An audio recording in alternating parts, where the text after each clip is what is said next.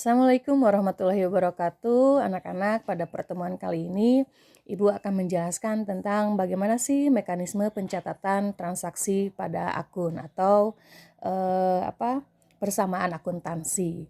Nah, di sini ada aturannya, aturan debit dan juga kredit. Nah, biasanya aturan debit kredit ini itu dalam bentuk akun bentuk T ya atau T account.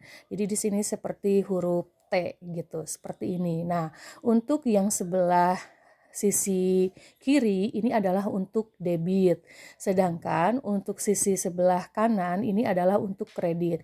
Persamaan akuntansi ini debit dan kredit itu harus seimbang atau kita kenal dengan balance. Nah, contohnya di sini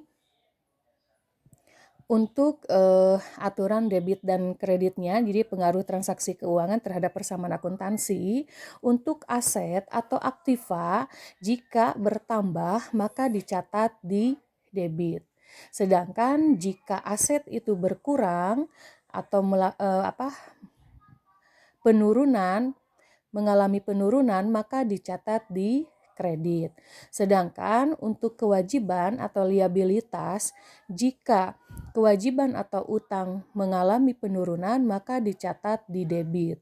Sedangkan jika kewajiban mengalami kenaikan atau bertambah maka dicatat di kredit.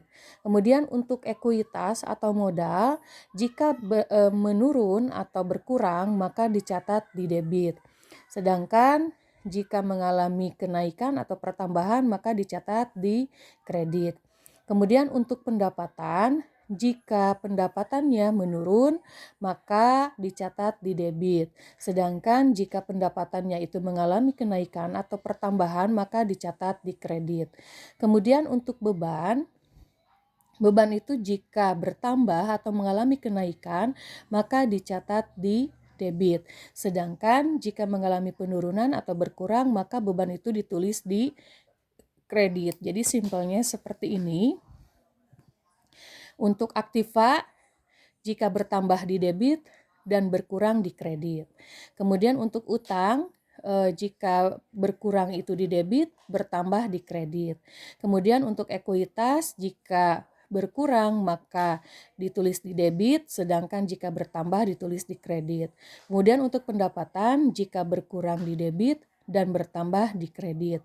Kemudian untuk beban jika bertambah di debit dan berkurang di kredit. Nah, untuk saldo normalnya, untuk aset, untuk aktiva itu tetap ditulis di debit. Ini untuk nanti di buku besar gitu ya. Setelah jurnal umum nanti akan diposting ke buku besar.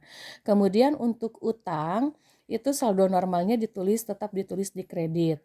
Kemudian ekuitas, saldo normalnya ini adalah kredit, pendapatan ini adalah kredit, dan juga beban ini debit. Nah, kenapa nanti diposting di buku besar, kemudian saldo normalnya ini? Karena akan ditulis di neraca saldo. Nah, kemudian anak-anak, setelah kita paham tentang aturan debit dan kreditnya, nah di sini ada siklus akuntansi. Kalian harus paham dulu ya, siklus akuntansi atau tahapan akuntansi itu dimulai dari pencatatan, kemudian pengikhtisaran dan juga pelaporan. Nah, pencatatan ini itu dimulai dari jurnal umum dan juga buku besar. Kemudian pengikhtisarannya itu akan dimulai dari neraca saldo, kemudian jurnal penyesuaian, kertas kerja. Dan nanti diakhiri dengan pelaporan. Pelaporannya di sini ada 4 laporan. Ada laporan laba rugi, kemudian laporan perubahan modal, kemudian ada laporan neraca, dan juga ada laporan arus kas. Nah, tahapan semua ini kita akan laluinya menjadi satu kesatuan. Nah, ingat bahwa akuntansi ini itu untuk perusahaan jasa dan juga untuk perusahaan dagang, seperti itu.